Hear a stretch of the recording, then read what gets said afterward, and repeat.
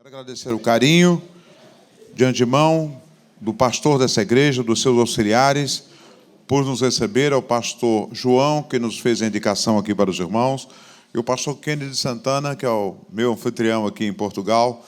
Obrigado, pastor Kennedy, por nos acompanhar. E dizer à igreja que eu estou muito feliz. É a primeira vez na vossa nação. Tenho recebido lá em Cubatão, na nossa convenção em São Paulo, alguns pastores que trabalham aqui em Portugal, mas é a primeira vez que venho. E espero que antes de Jesus voltar seja a primeira de muitas outras. Estou gostando muito do vosso país.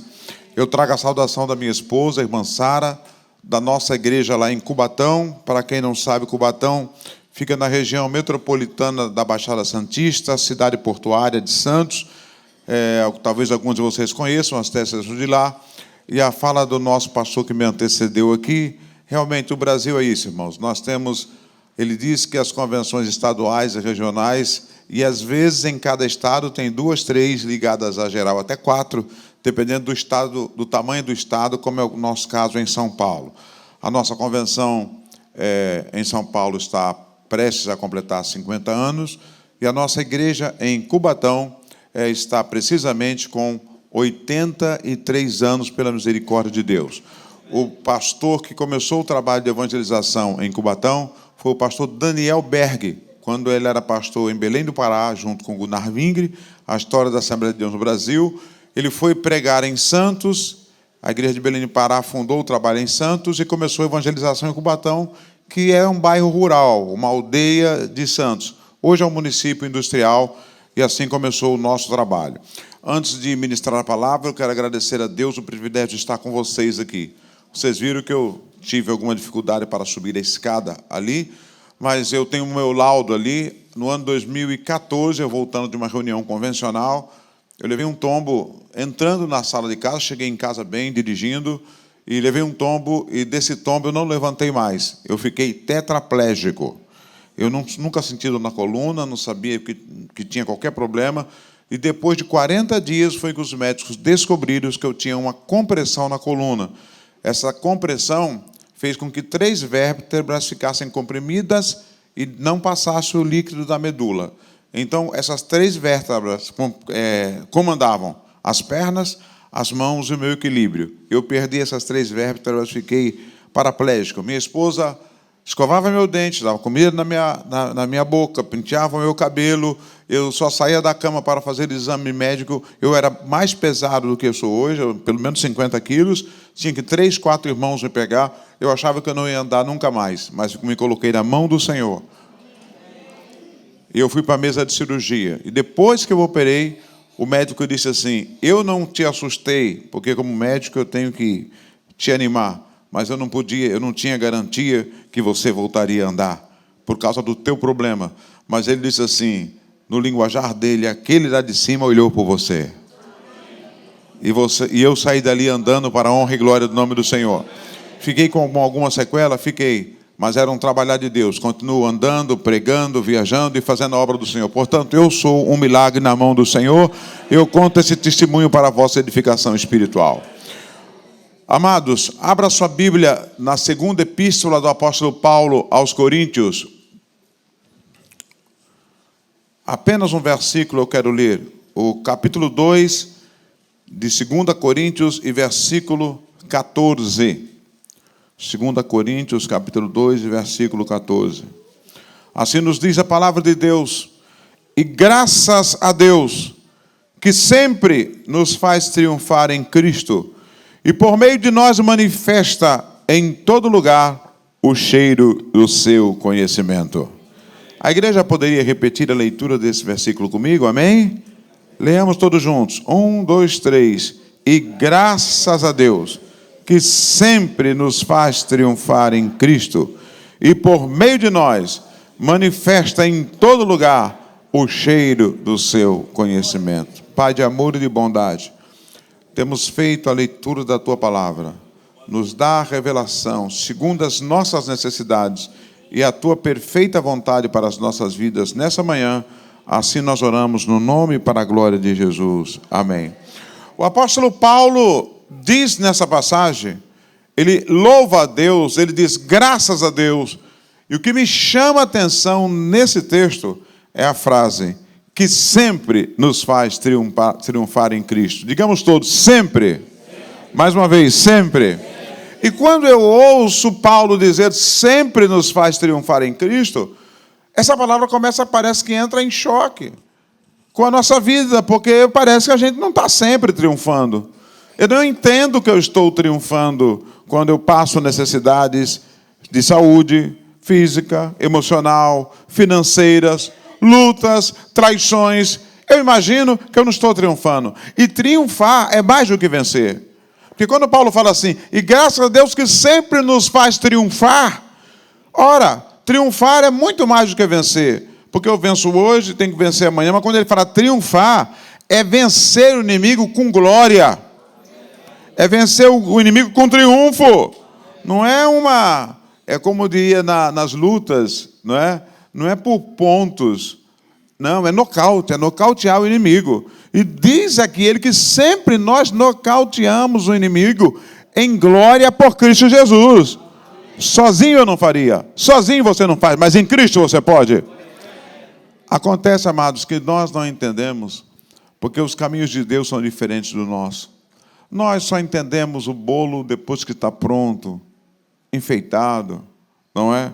A gente não entende o bolo na hora de fazer o bolo. As irmãs que são cozinheiras, confeiteiras, não é? Não sei se é o mesmo... O Kennedy, me ajude aí, viu? Às vezes eu falo uma coisa aqui, que no Brasil aqui é diferente, aí os irmãos não vão entender, me corrija, por favor. Então, as cozinheiras, as irmãs que fazem bolo, as confeiteiras, vocês sabem que a gente só acha o bolo bonito e só quer comer o bolo depois que ele está pronto, decorado, com aquela cereja em cima, não é verdade? Mas existe um processo, diga comigo, processo. Eu não entendo bolo quando a senhora pega farinha de trigo, coloca na batedeira, aí coloca ovos crus, coloca lá, começa a bater. Ovo cru não é coisa boa de comer. Farinha de trigo seca não é coisa que se coma, mas faz parte do bolo, não é? Aí depois vem e coloca fermento. Pior do que farinha, pior do que ovo cru é fermento. E depois que coloca todas essas coisas aparentemente não boas, começa a bater ainda. Irmão, é igual o crente. Tem hora que as coisas que estão acontecendo na nossa vida aparentemente não são boas, mas é o plano de Deus para me fazer melhor, para te fazer melhor. Aleluia, glória a Deus. E eu acho interessante que depois que coloca tudo isso na batedeira, começa a bater. Essa farinha, esse ovo, esse fermento, começa tudo a apanhar, e bate, e bate, e bate, e bate. É a mesma coisa, gente, amado. Aí você pergunta, como é que eu estou triunfando, pastor, se eu estou apanhando? Se eu estou sofrendo na minha casa com meu filho, com meu esposo, com a minha esposa, se eu estou sofrendo no trabalho, se o dinheiro está faltando, irmão, deixa Deus te bater. Essa massa vai ficar boa. Essa massa vai dar liga. A massa só cresce se apanhar. A massa só cresce se bater. Pastor, mas eu não gosto de apanhar. Mas Deus está fazendo, permitindo isso para você crescer. Deus está fazendo isso para te fazer melhor. Diz o próprio apóstolo em outro trecho da Bíblia, me parece que em Romanos, que diz que todas as coisas contribuem juntamente para o bem daqueles que amam a Deus. Repita comigo, todas as coisas contribuem, ajudam para o bem. Quando ele diz todas, são todas, as boas e as não boas. Só que as não boas são não boas para nós. Deus sabe o que está fazendo. Deus sabe o que está fazendo. Deus sabe o que está fazendo. O testemunho que eu contei para vocês, quando eu fiquei 60 dias tetraplégico, eu achava que não ia mais andar. Com atividade intensa na igreja, na convenção, pregando em outras igrejas, eu falei assim, acabei a carreira, como o Paulo falou, acho que acabei cedo, mas para mim acabei. Aí vai um irmão me visitar, um irmão muito simples, estava até afastado, estava voltando para a igreja, orando muito. E quando ele orou por mim ali, falou assim, pastor, o senhor vai acabar a sua recuperação em cima do púlpito, dirigindo a igreja e pregando. Eu era um pastor auxiliar, não era o presidente da igreja. Aquela voz foi a voz de Deus. Quando eu voltei de muletas para congregar, tive que assumir o púlpito do ministério, porque o pastor começou a adoecer, já não poderia mais, e disso findou o Jubilano, que é o meu pai. e nós findamos assumindo a igreja. E a minha recuperação, o que foi que Deus estava fazendo? O que aconteceu naquele dia era para acontecer naquele dia, não podia acontecer depois. Eu não ia ter tempo para ficar. E como o plano de Deus era Deus permitiu que eu passasse por aquilo para curar uma enfermidade que eu não sabia que tinha. Você sabe o que eu estou querendo dizer para você? Quando Paulo fala aqui que nós sempre triunfamos em Cristo, não reclame do que você está passando, não murmure do que você está passando, louve a Deus, adore ao Senhor. O Senhor sabe de todas as coisas, o Senhor sabe o que é melhor. Eu me rendo à tua vontade. Quantos adoram o nome do Senhor? Alguns homens na Bíblia tiveram que aprender essa lição. Elias foi um deles. Elias, você conhece a história de Elias, o profeta de fogo. O homem que falava e Deus cumpria. Tinha horas que era Deus falando na boca dele. E tinha vez que a palavra dele de profeta era tão forte que ele dizia assim, segundo a minha palavra, não era de Deus não, ele era representante de Deus. Se ele falasse, acontecia. Vocês conhecem a vida do Elias? Você conhece o desafio. Você vai a Israel hoje. Eu fiz 2 caravanas a Israel, agora no mês de outubro. Fiz uma delas. Eu faço questão de ir lá no Monte Carmelo, onde teve aquela guerra. Está lá um monumento em homenagem ao profeta Elias. Quem já foi a Israel sabe disso, não é? Que foi uma coisa histórica na humanidade. Quando ele fez o desafio, consertou o altar do Senhor. Eles oraram até o meio-dia, os profetas de Baal se retalharam. O seu sangue se esvaiu. Elias foi ousado. Elias desafiava eles. E por fim, quando eles não tinham mais o que fazer, ele disse assim, gritem mais, talvez Baal esteja dormindo. Elias sabia que Baal não estava dormindo. Elias sabia que Baal não estava viajando, porque Baal não é Deus. Mas ele foi ousado. Ele fez ironia com eles. E quando eles não tinham mais o que fazer, falaram, não, a gente não tem mais o que fazer. Agora chegou a vez do homem de Deus. Aleluia. Reparou o altar do Senhor, arrumou as pedras que estavam fora, manda colocar o sacrifício. Ainda mais quem vai pedir fogo, coloca a água. Olha que coisa.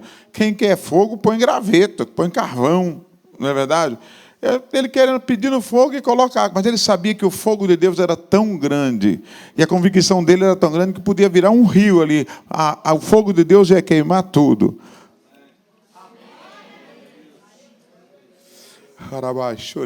Sabe o que quer dizer, amados?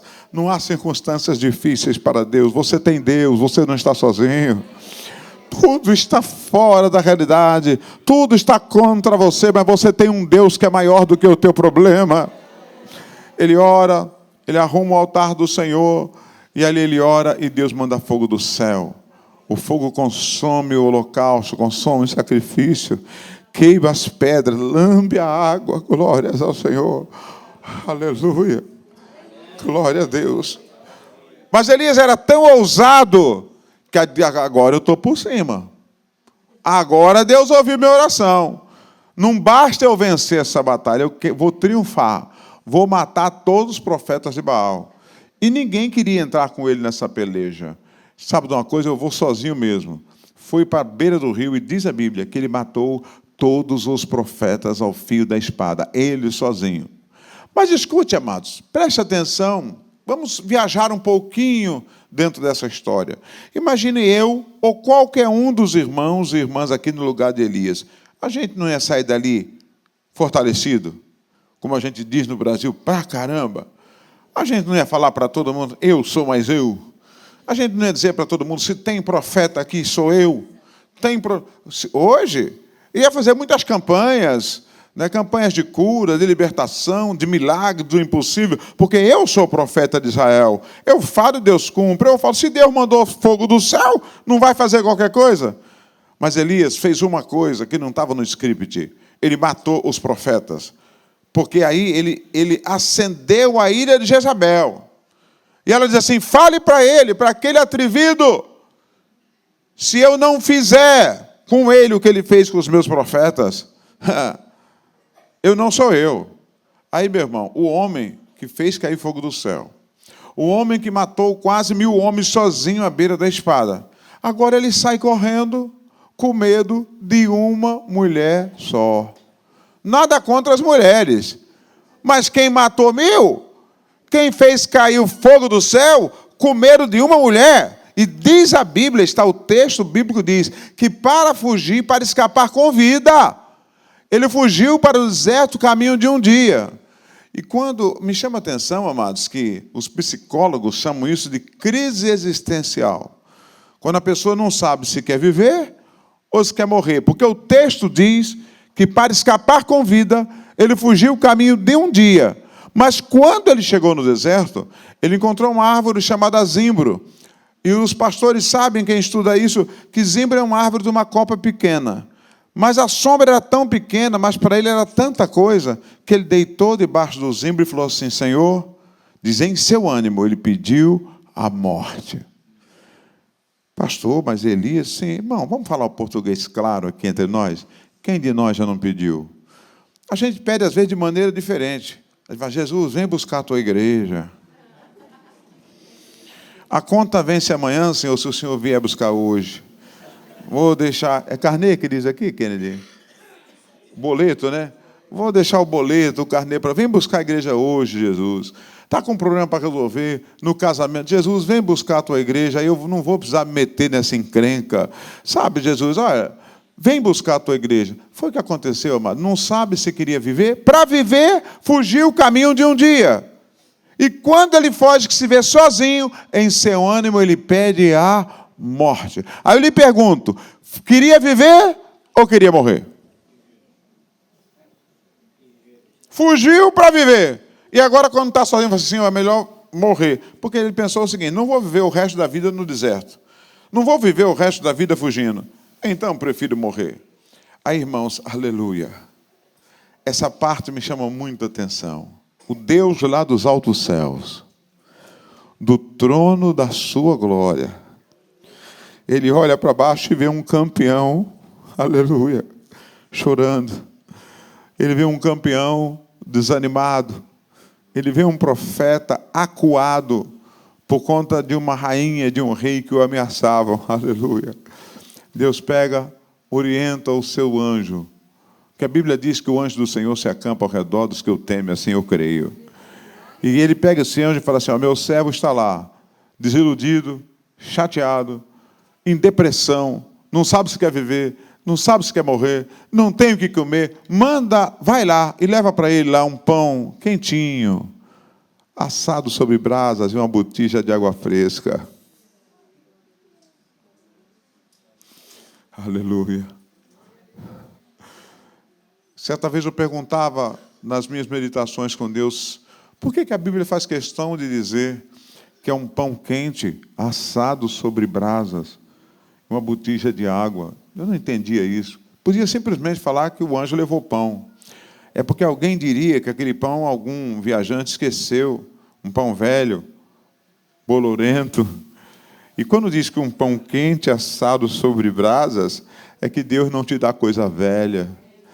Deus não te dá comida requentada, Deus te dá coisa nova. O alimento de Deus é para te edificar, para te renovar, para te restaurar, para te levantar. Deus te dá coisa boa. Quantos glorificam o nome do Senhor aqui nessa manhã? Deus te alimenta nessa manhã com coisa boa. Deus te dá alimento novo. Deus levanta a tua fé, restaura, te dá energia para continuar. Aleluia! Aleluia! Aleluia! Glórias ao Senhor! Diz a Bíblia que o anjo acorda Elias. Elias, levanta e come. Come o que nesse deserto? Ele viu que era o anjo do Senhor. E estava lá um pão quente assado sobre brasas, uma botija de água fresca.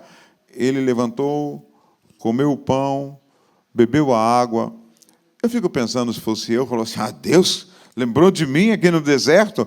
Vou me levantar e vou pregar a palavra. Vou enfrentar Acabe, vou enfrentar Jezabel, quem quer que seja. Mas, irmão, Elias estava tão ruim que comeu o pão, bebeu a água e dormiu de novo. Vamos voltar um pouquinho na nossa história. Faz de conta que a gente está no lugar de Deus. Os pastores, vocês estão no lugar de Deus. Se fosse eu, irmão, peraí, o camarada entrou em depressão. Ele orou, mandei fogo. Ele orou, mandei força, ele matou quase 1000 profetas. E agora ele está desanimado, querendo morrer. Eu mando comida, mando um anjo lá levar comida e água para ele. Ele come e dorme de novo. Eu mandava embora. Não serve para mim. Não quero esse obreiro. Mas ainda bem que o Deus não é o pastor Carlos. Graças a Deus. Ele fala para o anjo, vai lá, fica do lado dele de novo, acorda ele de novo, que ele precisa comer. Irmão, olha o cuidado de Deus para com a sua vida. Deus manda anjos, Deus manda os seus servos para abençoar a sua vida. Muitas vezes Deus manda alguém para te dar um abraço, para te dar uma paz do Senhor, para te dar uma palavra de vida. É Deus que está mandando, meu amado. É Deus que está zelando, é Deus que está cuidando de você. Glórias ao Senhor! Glórias ao Senhor! Aí o anjo toca. Eu fico imaginando que o anjo, talvez, mas Deus está investindo nesse camarada. Não vira não, esse aí já morreu. Mas Deus mandou, ele tinha que fazer. Elias, acorda, come de novo, bebe de novo, porque muito longa será a tua caminhada. Diz a Bíblia que ele levantou, comeu pão, bebeu água, meu irmão, e andou 40 dias e 40 noites. Diga comigo, 40 dias e 40 noites. Eu creio que a maioria aqui, só quem tiver num propósito de jejuar. Caso contrário, todo mundo já tomou café. Como vocês dizem aqui, um pequeno almoço, né? Eu estou aprendendo, um pequeno almoço. Você já comeu um pequeno almoço. Mas daqui a pouco alguém vai querer almoçar. E no meio da tarde vai tomar um chazinho com bolachas. E de noite vai querer jantar. Por quê? Aquele almoço, pequeno almoço, daqui a pouquinho já era. Daqui a pouquinho o almoço, quando for no meio da tarde, já era. Mas ele caminhou 40 dias e 40 noites com a força daquela comida. Dizem que os cientistas estão procurando até hoje dizer o que tinha naquele pão. Não vai descobrir, porque tinha a essência de Deus. Tinha a vitamina de Deus. Os outros olham para você e falam assim, como é que está aguentando? É a vitamina de Deus na tua vida. Como é que suporta tanta luta? É porque Deus está na tua vida. Como é que comporta ser crente diante de tudo isso? É o Senhor na tua vida. É o Espírito Santo te animando, te levantando e te erguendo. Glórias ao Senhor. Aí Deus olha e fala assim, agora pegou. Aqui não tem muito carro velho, mas no Brasil ainda tem. Carro velho a gente tem que ver empurrando, né, meu irmão? Só vai no tranco. Tem crente que só vai no tranco também. Deus tem que dar bênção para ele. Aí ele vai, agora vai, agora vai. Daqui a pouco, depois de comer uma comida que deu força para andar 40 dias e 40 noites, Elias entra na caverna. E dentro da caverna ele fala, Senhor, acabou, Senhor. Vem de novo. Lá no Brasil a gente fala ladainha, né? Aquela conversa que não acaba nunca, aquela conversa pequena. Sempre a mesma coisa. Estou sozinho, estou fraco, acabou-se todo mundo. Me chama a atenção, amados, que Deus, aleluia, não responde a nada que Elias pergunta. Ele fala, estou sozinho. Só sobrou eu dos teus profetas. Estão querendo, eu fui zeloso, eu fiz direito. Não é assim que a gente fala? Senhor, eu vou no culto, eu canto, eu dou minha oferta, eu dou meu dízimo. Não tem sentido eu passar essa luta. Em outras palavras, é o que a gente diz para Deus. Não é possível, Senhor, dá um jeito nesse negócio. Mas Elias não queria nem jeito nenhum, ele queria morrer. Senhor, acabou, não quero mais. Aconteceu isso, fui zeloso, fui fiel, profetizei, desceu o fogo do céu, orei, matei os profetas de Baal. Mas, Senhor, acabou. Deus não responde nada que Elias pergunta. Ele só fala uma coisa, meu filho, sai da caverna. Sai da caverna. Repita comigo, sai da caverna. Mais uma vez. Mais uma vez, sai da caverna. Agora me pergunto para Deus, por que é que Deus faz uma pergunta para um homem e não responde o que ele fala? Deus disse assim, o que fazes aqui, Elias? Logicamente que isso incide que Elias teria que responder. E respondeu, fazendo as suas reclamações. Mas Deus não respondeu às reclamações dele. Irmão, Deus é o maior psicólogo que existe. Você vai num psicólogo, ele te responde alguma coisa? Nada. Mas ele provoca você para falar. E Deus, como psicólogo dos psicólogos, ele sabia que o que Elias precisava era desabafar. E quando ele perguntou, o que fazes aí, Elias? Ele estava dizendo assim, Elias, fica tranquilo, que eu sou Deus, mas eu sei que você é ser humano. Eu sei que o que você está precisando é falar. Fala, Elias, fala, fala. Irmão, tem hora que a gente precisa é falar. Quando a gente não tem mais nada o que falar, irmão, ser pastor é maravilhoso. Eu recebo muitas coisas, mas às vezes o irmão chega no gabinete pastoral. O que foi, meu irmão? Ele fala. No fim eu dou aquela receitinha para ele. Leia o Salmo 23. Vou fazer uma oração com você. Aí o irmão fala assim, pastor, estou saindo daqui curado. Mas eu não falei nada. Eu não disse nada. Mas teve duas coisas importantes. Ele falou o que ele não podia falar para ninguém. Eu ouvi e eu li para ele a palavra de Deus que cura. Diga, a palavra nos cura. A palavra nos renova. A palavra nos restaura. Oh, glórias ao Senhor! Glórias ao Senhor! Glórias ao Senhor! Glórias ao Senhor! Glórias ao Senhor! A palavra nos cura, nos levanta, nos renova, nos restaura. Ele reclamou, Deus ouviu a reclamação e depois a única coisa que Deus falou para ele assim, sai da caverna. E disse, sai da caverna, porque agora você, já que você está muito devagar, está querendo aposentar, Elias, então é o seguinte, você vai fazer três coisas importantes. Você vai ungir 2 reis, olha irmão, para quem está acabando a vida, ungir 2 reis e ainda o teu sucessor. Elias queria se acabar dentro da caverna. Você, o senhor só se vira.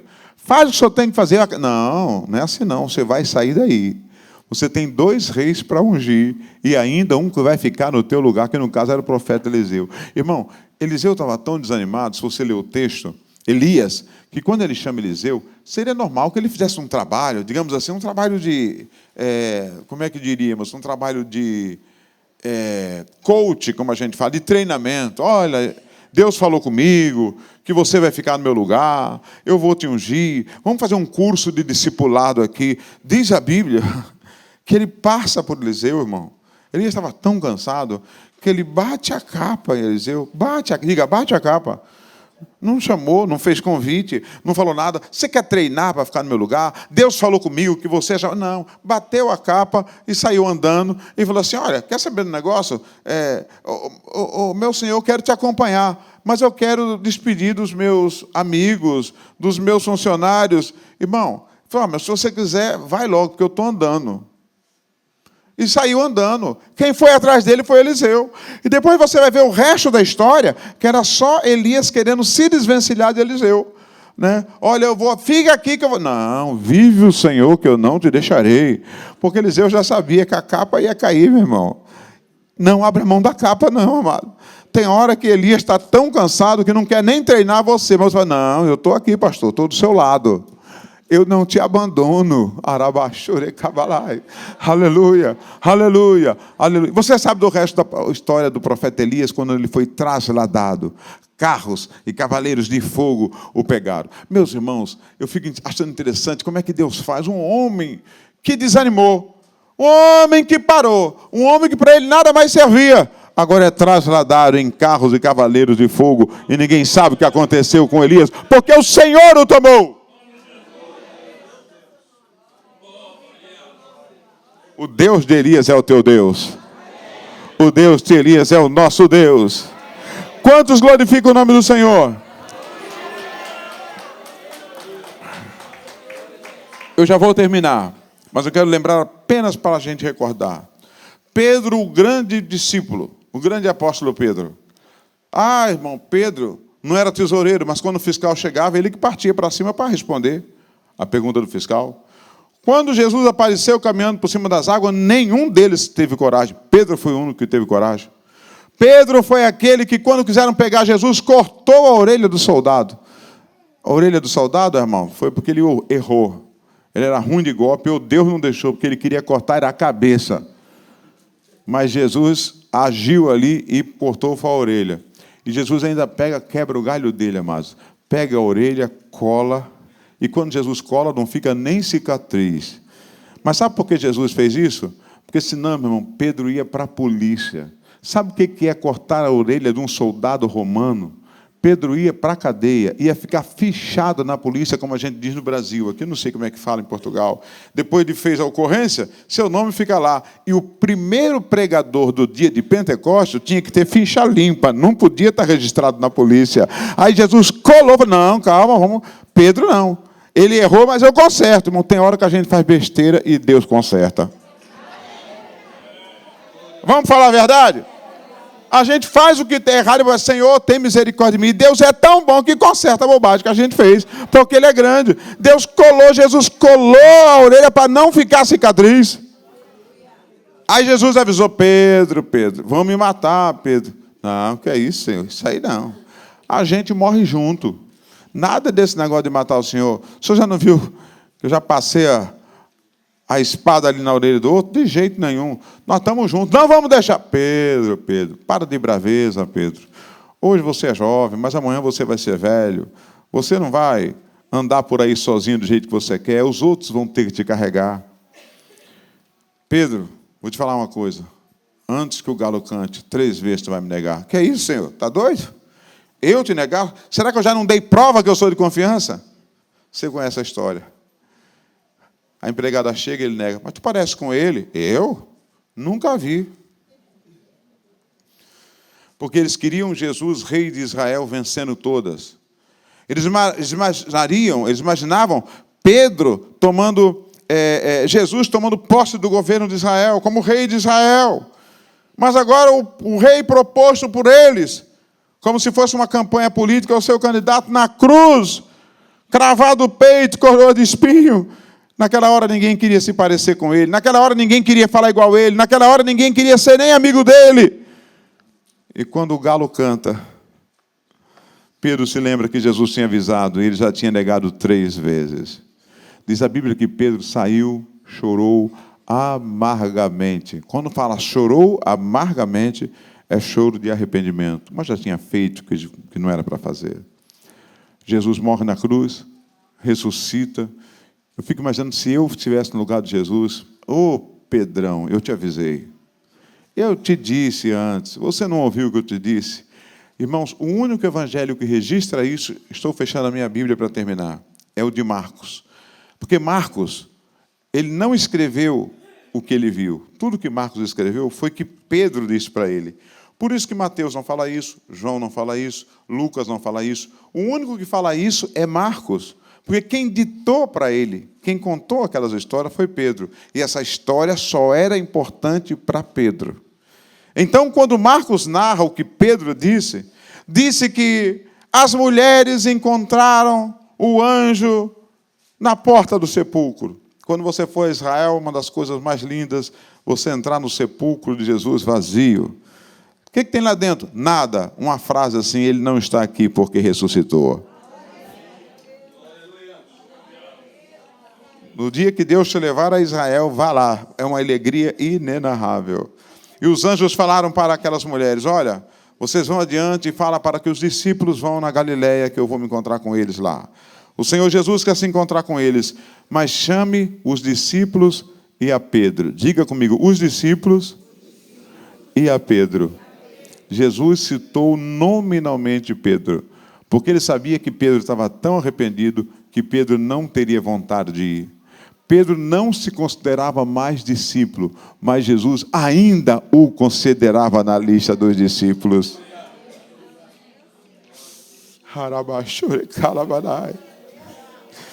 Pedro traiu, ou seja, Pedro negou a Jesus, Pedro chateado, Pedro pegou a rede, foi pescar, ainda animou outros discípulos a ir pescar. Esse negócio de Jesus acabou, o ministério de Jesus acabou, para nós não dá mais, e morreu na cruz, disse que ia ressuscitar, mas 3º dia não ressuscitou ainda, não estou sabendo de nada. Aí chega a notícia, Pedro, Jesus apareceu ontem. Mandou todos os discípulos para Galiléia e chamou você pelo nome. Avise os discípulos e avise a Pedro para ir também. Jesus estava dizendo assim, Pedro, você está desanimado, mas eu te animo. Você pensa que você está fora, mas eu te coloco dentro de novo. Você pensa que você saiu da minha lista, mas eu coloco você na... Eu nunca tirei você. Você saiu sozinho. Eu coloco. Eu quero te levantar. Eu quero te restaurar. Eu quero fazer você de novo. E no dia de Pentecostes você será o pregador que vai ganhar quase 3.000 almas para o meu reino. Quantos adoram o nome do Senhor? Vamos ficar de pé, meus amados irmãos. E graças a Deus que sempre nos faz triunfar em Cristo. Você entrou triste hoje aqui, a palavra de Deus aqui é mesmo assim, nessas circunstâncias você está triunfando em Cristo. Você é mais do que vencedor em Cristo Jesus. É por isso que Paulo fala, posso todas as coisas naquele que me fortalece. Tem gente que pensa que esse posso todas as coisas é só na hora que eu estou vencendo, né? Eu posso até passar necessidade porque eu sou um vencedor. Eu posso até passar por lutas porque eu sou um vencedor. Eu estou triste hoje, mas eu estou vencendo porque o meu Deus é que me dá vitória. Glórias ao Senhor.